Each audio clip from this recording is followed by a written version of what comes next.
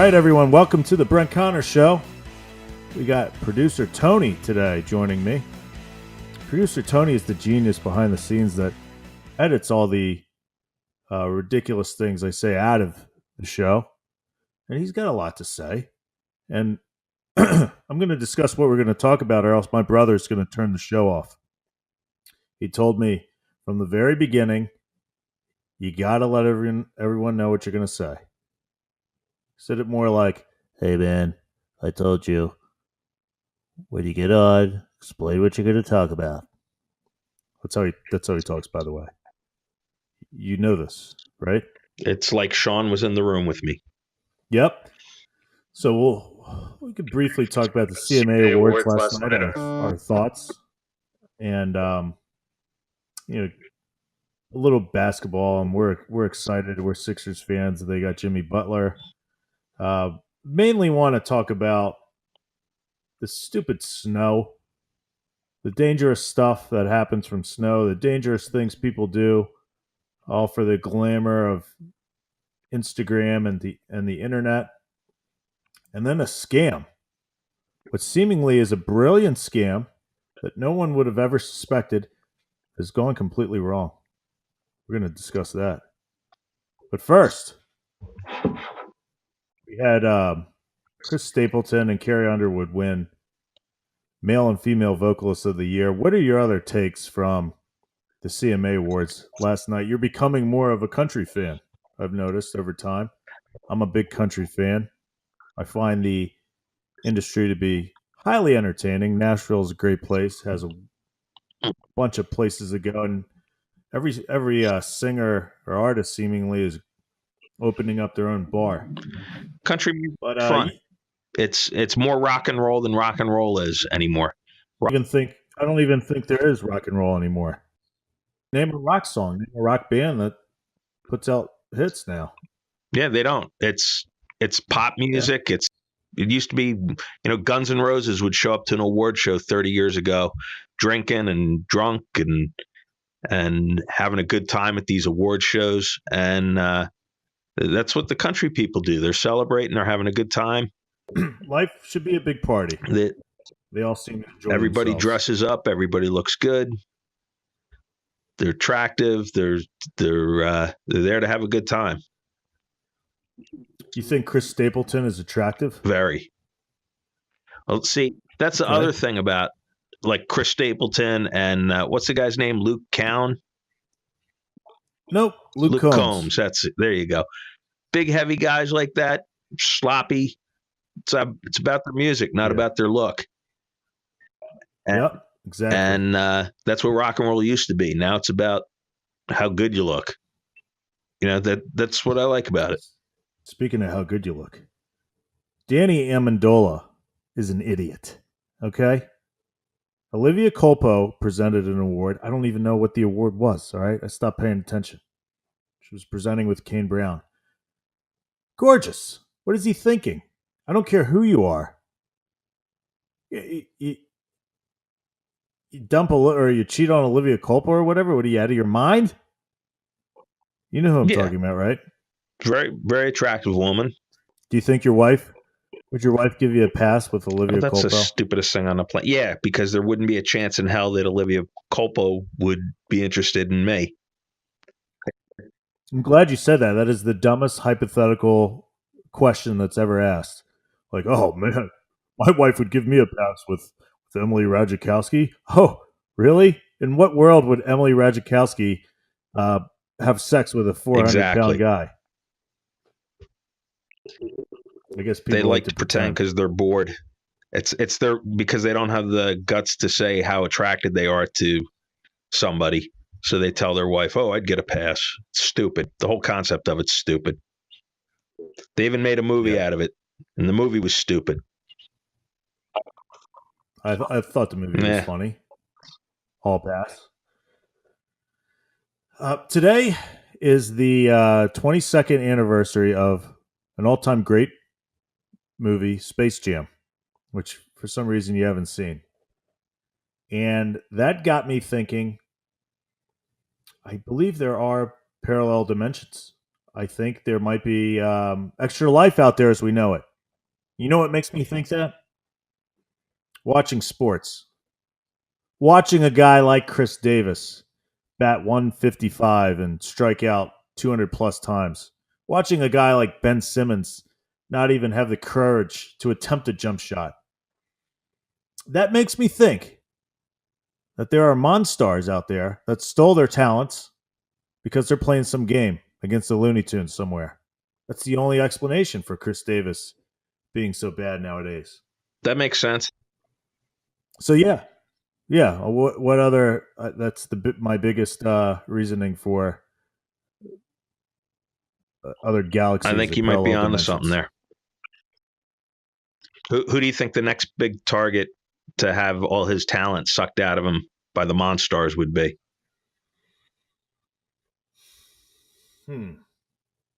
Patrick Mahomes? I don't know. Maybe Joe Flacco. He got his talents from the Monstars. There you go. Think about it.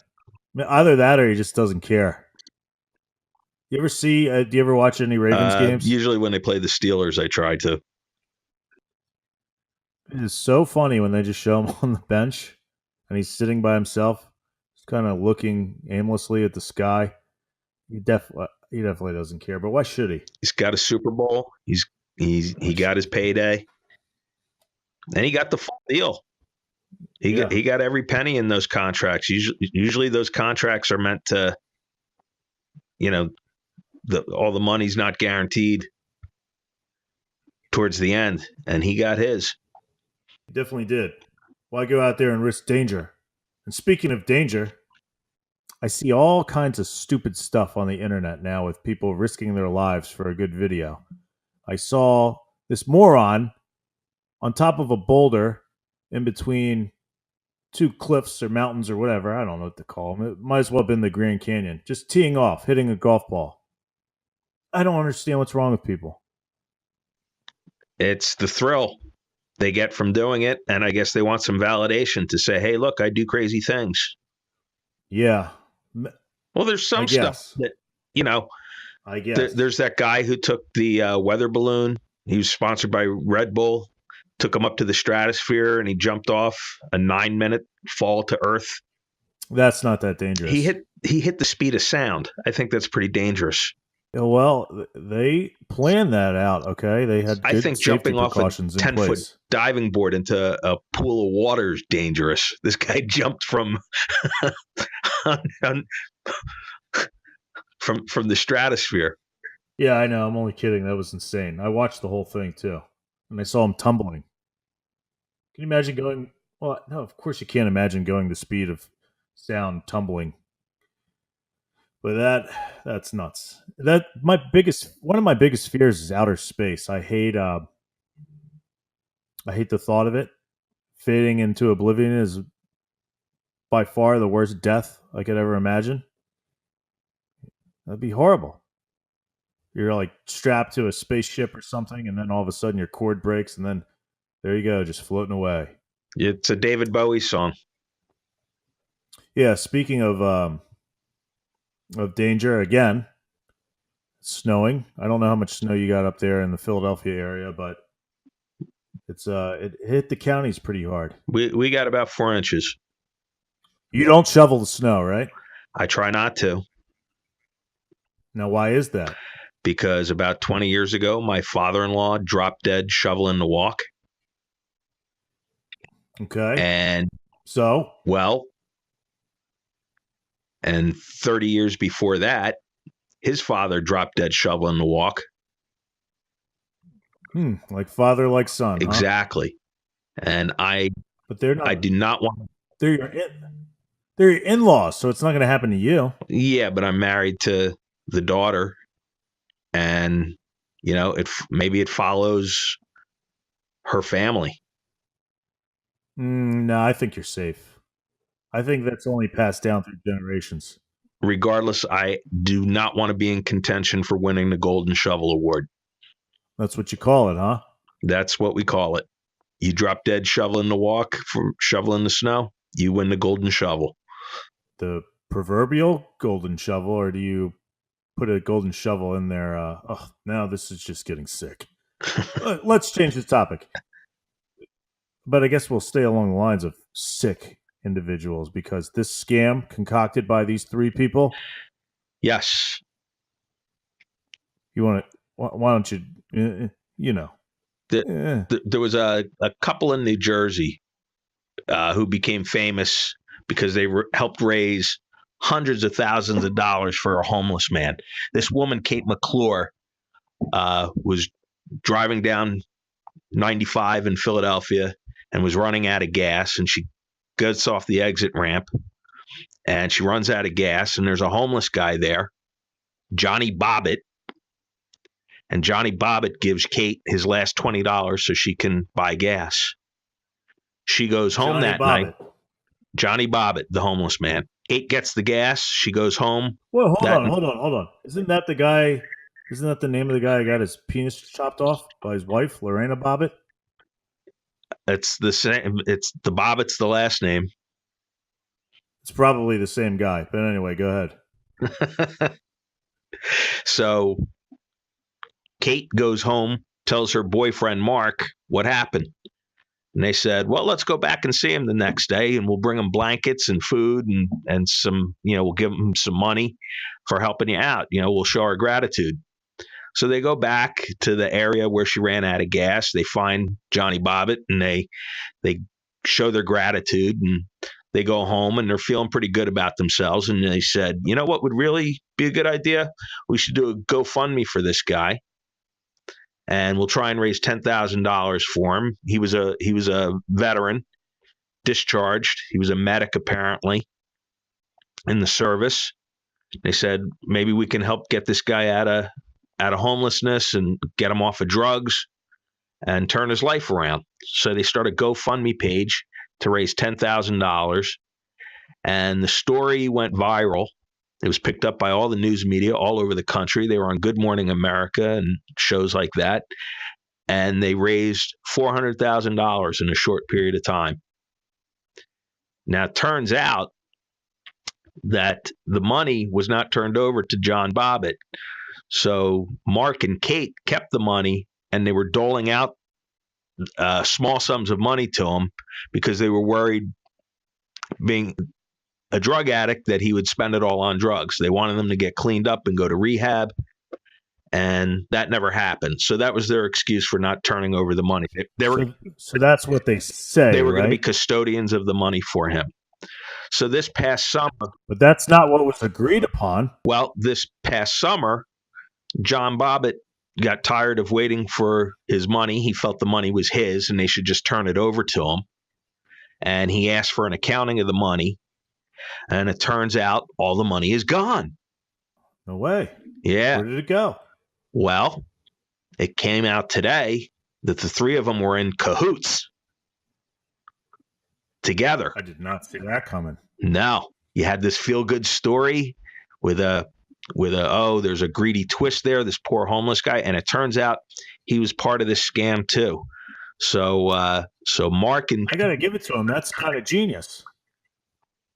Well, I guess he screwed it up though by taking him to court. I guess he got screwed out of his part of the scam money. Kate and Mark spent it all, and I guess he didn't see his share of the money from their plot. You know what he probably thought? Since they broke their accord with him, he's screwed, right? He's homeless, right? He didn't get the money, and I'm going to take him down. I'm going down, but I'm taking him with me. Maybe that was his mindset. Well, or maybe he thought he still had sympathy on his side and he could actually get away with it and their plot wouldn't be revealed. But as investigators got into it more and more, they brought these charges of theft by deception against all three of them. So Mark and Kate turned themselves in last night, and John Bobbitt, as of now, still hasn't been brought into custody or turned himself in. So we'll have to see. Now that's the part I don't understand. I would think he would turn himself in. He's homeless. Is he actually homeless? Yes. And he would want some place to live, right? Or is being homeless better than being in prison? I don't know. I haven't been homeless or in prison, fortunately. So, They say prison hardens you, so maybe he could go to prison, have a new perspective on life, come out a better man, and make something of his life. Maybe that's his plan. But then, he's missing now, so there goes that whole theory. well, it's probably low on the priority list for law enforcement to find him at this time, but he'll That's, turn up. this could be a movie. I think they were going to make a movie out of it. How did you hear that so fast? No, before the last little twist, they were going to make it like a Lifetime feel-good movie Oh, now it's no longer going to be on Lifetime. It's going to have to be something else. on the Murder Discovery Channel or something. Well, was there a murder? I don't know. That would add to the I story. think this could go to the silver screen. The boyfriend who came up with this whole thing, that could be Jason Bateman, Okay, right? sure. Hey, he's that kind of guy in movies. He could be. Do you watch Ozark? I don't. He's a money laundering expert in Ozark. Who else could play these characters in this movie? Emma Stone as Kate McClure. That's the name, Kate McClure. Kate McClure is the woman. So Emma Stone could play her. And then we could get your old pal Josh Kelly to play Johnny Bobbitt. The homeless guy? Sure. They were both in the service. Oh, yeah. Josh has a beard sometimes. So this guy had a beard. He has a beard. I have a beard. I can't play him. I think you're too bulky. Oh. Is that a nice way of saying I'm too fat to play this guy? No, you're you're too big to play this guy. He's a skinny guy. You know, he's living on the streets. He doesn't get a lot to eat. Oh yeah, yeah. You don't see a lot of fat homeless people. No. So there's your casting. Okay, Go make it happen. Be a casting director. You go make it happen. Oh, okay. I'll write it. Well, speaking of Josh Kelly, you did an event with him last week. Oh, yep. We sure did. We did a karaoke event for the Casey Cares Foundation. How'd that go? It was a lot of fun. We raised a decent amount of money. It's a small, modest event. We're looking to grow every year. We do it at a local sports bar, and I think we're going to graduate to a bigger venue and get more people involved, get a committee moving forward. But for what it is, a small event, it's a lot of fun for everyone that attends, and it does okay. We get to this year we raised about $4,000, so we're going to be able to take care of a few families. Last year we took care of one. Now we'll be able to add a few families that will experience a fun, uplifting evening or afternoon or weekend or what have you. So overall, just a break from the routine of what they're going through in a hard time. Exactly. Overall, I'm satisfied. I did a lot of singing. A lot of singing. A lot of people didn't step up to the plate like last year. There are some genres of music I feel like I do very well. I was forced into several songs I'm not comfortable with. What's your go-to karaoke song? Gin and Juice by Snoop Dogg, actually. Why? I don't know. I was one of the first karaoke songs I ever did in front of a large group, and I really rocked the house. So I tend to do that. Any karaoke song that I select, I don't even look at the screen. I have one of those weird memories. I know the words to every song. I know lines to all the movies. I know you retain stuff. I can't remember anything, even that happened recently. And you retain lines from obscure movies and everything. What do they call that? Photographic memory? Or Asperger's? Not funny. So is that a blessing or a curse to have that kind of memory? Um, it's certainly not a curse. It's not really a blessing either. It hasn't really benefited me in any way. Sometimes people will be like, "Wow, you know the words to every song. That's really cool." That's about as far as it's gotten me. So I guess neither. Listen, before we wrap this up, there's one more thing I wanted to talk to you about. Okay. I saw it on Barstool Sports, so I don't know if we can rip it off, but I thought it was I read the headline. I didn't read the article Yeah, why not? Why can't you? because I thought it would be What do good they have for us some? to talk about, and then we can later on. I didn't want to be influenced by what Barstool said. I see. That's why you are wondering why we can't. I thought you meant for some sort of proprietary legality. No. Okay. Sure. Shoot your the, shot. the topic was, what are the worst sports towns? Easily Washington, D.C. Why do you say that? Nobody cares. They don't pay attention. Baseball games poorly They're attended, football games poorly attended. it's not only that I wouldn't say they're poorly attended. There are people that are there, but they're not fans. They're not into it. They're going because they work for some government agency, and someone said, "Hey, Bill, I have an extra ticket to the Wizards game. Care to join?" Sure. What the hell? Those are the kind of people I see at DC sporting events. Okay. At Wizards playoff games, the crowd is weak, pathetic, horrible. LA is another really bad sports town. I don't care what people say. Nobody there cares about sports. There's so much to do, and it's hard to follow sports with the time difference. So people in LA don't care about sports. That's another bad one. What do you think? I'm going to go the other way. It's for me the best sports towns I think are in the Northeast. I think they're the most passionate fans from Boston on down through Philly. I think the New York sports fans, they all are knowledgeable, they're all into it, and they're all demanding. And You didn't go as far as Baltimore. yeah, Baltimore too. That's part of it. But that's kind of I agree with you about the apathy of the Washington fans. I think Chicago is a good sports town. What about Anchorage, Alaska? They suck. But anyway, That's why no teams are there. They don't have the fan base. they don't have the fan base. No. So there you go. So your number one worst sports town is Washington, D.C.? Without question. Okay. My worst sports town is going to be Miami. That's another bad one. Good call. Miami, just nobody goes. Nobody goes. Late arriving crowd every game.